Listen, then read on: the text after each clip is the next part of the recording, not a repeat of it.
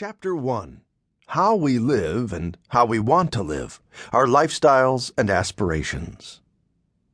As recently as 20 years ago, people around the world longed for the American way of life. The global fantasy was that Americans had it all figured out, and anyone living in the United States had it made. But times have changed. Not only has the standard of living risen in many countries around the world, but the lifestyle of the average American has suffered some serious setbacks over the past quarter century, especially during the recession of 2007 through 2010. The United States is still a wonderful and desirable place to live, as evidenced by the millions of immigrants who still attempt to gain entry each year, and cross-national surveys showing comparatively high satisfaction levels among American residents. But conditions and expectations have dropped a few notches. What's happening with our standard of living? Americans are generally comfortable with their standard of living.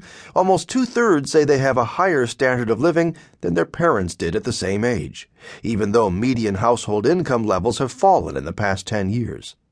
Because median household income has risen by 40% since 1970, people 50 and older have less angst about the recent economic collapse than do younger Americans.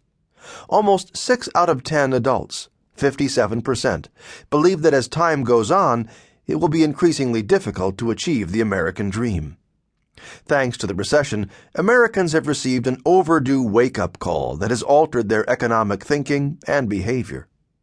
Personal savings were in the 7 to 8% range during the 1960s and 1970s, until the onset of the 1973 to 1975 recession. At that point, savings ballooned to 14.6% in 1975, before declining to pre-recession rates once the economy returned to health. During the economic insanity of the 1990s, though, the savings rate declined again, this time due to excessive personal spending and risky investing. By 2000, the savings rate had plummeted to just 3.5%, and it dropped to a mere 1.3% in 2008. While savings dropped, debt rose to unprecedented levels. Household debt rose from 60% of household income in 1982 to 130% of income in 2007. Saving money became a thing of the past.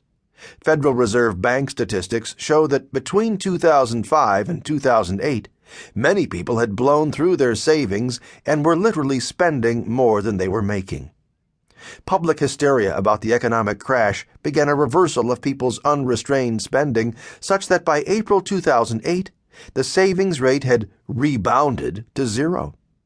Since then, scared by high unemployment rates and declining salaries, people have begun to save again, and the savings rate has climbed back to the 4 to 5% range. Not enough for many families to recover from previously incurred debt, but a move in the right direction. Whether it is too little too late, given the federal government's $13 trillion debt load, remains to be seen. Equity declined substantially as people borrowed against the value of their homes, relying on the prospect of better times in the years to come. But those hopes were destroyed with the crash of housing prices and stock market values. Home values, which had quadrupled from 1982 to 2007, declined by more than 25% during the slump, producing record numbers of foreclosures. Families whose net worth was tied up substantially in their home equity took a particularly hard hit.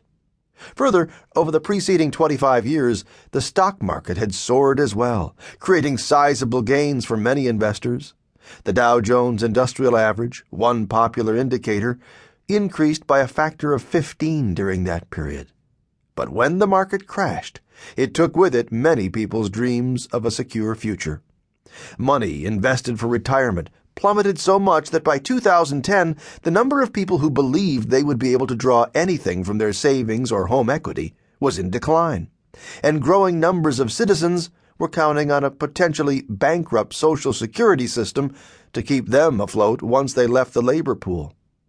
At one point, Federal Reserve Board statistics estimated that the economic freefall had cost Americans about $15 trillion in net worth.